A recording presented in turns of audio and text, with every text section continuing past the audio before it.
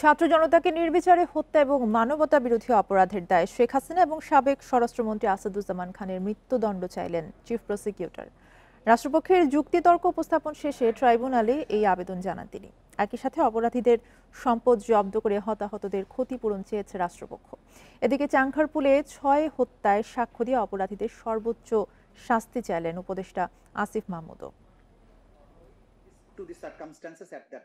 মারণাস্ত্র ব্যবহার করে জুলাই আন্দোলনকারীদের হত্যার নির্দেশ সহ শেখ হাসিনার বিরুদ্ধে সুনির্দিষ্ট ৫টি অভিযোগ আনে রাষ্ট্রপক্ষ।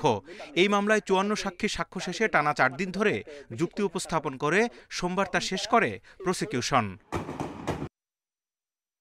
এদিন চিফ প্রসিকিউটর আদালতকে বলেন, অপরাধের পরিমাণ বিবেচনায় শেখ হাসিনাকে অন্তত ১৪০০ বার মৃত্যুদণ্ড দেওয়া উচিত, আর তার সকল নির্দেশ বাস্তবায়ন ও পরিকল্পনার মূল দায়িত্ব পালন করা আসাদুজ্জামানেরও ফাঁসি হওয়া উচিত।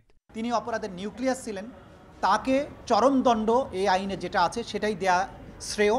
অন্তত যদি প্রত্যেকটি হত্যার দায়ে একবার করে মৃত্যুদণ্ড হয়, তাহলে ১৪০০ মানুষকে হত্যার দায়ে অন্তত ১৪০০ বার মৃত্যুদণ্ড হওয়া উচিত। কিন্তু যেহেতু হিউম্যানলি এটা পসিবল না, অন্তত তাকে যদি একবার চরমদণ্ড না দেওয়া হয়, এটা অবিচার করা হবে। নিরস্ত্র মানুষ হত্যায় পুলিশের বর্বরতার বর্ণনা দিয়ে চিফ প্রসিকিউটর আদালতকে জানান কিভাবে সে সময় সেনাবাহিনী ছাত্র জনতাকে রক্ষা করেছিল। মিরপুরে পুলিশ যখন ছাত্রদের গুলি করে মারছিল, মাঝখানে কিন্তু সেনাবাহিনী দাঁড়িয়ে তারা উল্টো পুলিশ বাহিনীর উপরে ফাঁকা গুলি বর্ষণ করে তাদের ডিসপার্স করেছেন। বিচ্ছিন্ন বিক্ষিপ্তভাবে হয়তো কোনো ঘটনা ঘটেছে, কিন্তু অ্যাজ এ ফোর্স তারা একটা বিরাট ভূমিকা পালন করেছেন। এদিন চাংখারপুলে ৬ জনকে হত্যার ঘটনায় মানবতা বিরোধী অপরাধের মামলায় ট্রাইব্যুনালে সাক্ষ্য দিয়েছেন স্থানীয় সরকার উপদেষ্টা আসিফ মাহমুদ। সাক্ষ্য শেষে তাকে জেরা করেছে আসামি পক্ষের আইনজীবীরা।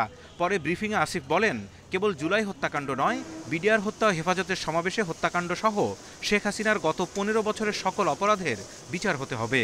শত শত মানুষকে গুম করে হত্যা করা হয়েছে, অনেককে আর ফিরে পাওয়া যায় নাই।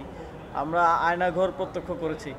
সুতরাং এই প্রত্যেকটা ঘটনায় প্রত্যেকটা ভিকটিমের জন্য যদি আপনি একবার করে বিচার করতে যান, তাহলে এই বিচার হয়তো কিয়ামত পর্যন্ত শেষ হবে না। শেখ হাসিনা এবং যারা এর সাথে আরও যারা জড়িত ছিলেন সকলের দৃষ্টান্তমূলক শাস্তি চেয়েছে। শেখ হাসিনার মামলায় আসামি পক্ষের যুক্তিতর্ক উপস্থাপন শেষে রায়ের অপেক্ষায় থাকবে মামলাটি। Zahidul Bashar, Independent News, Dhaka.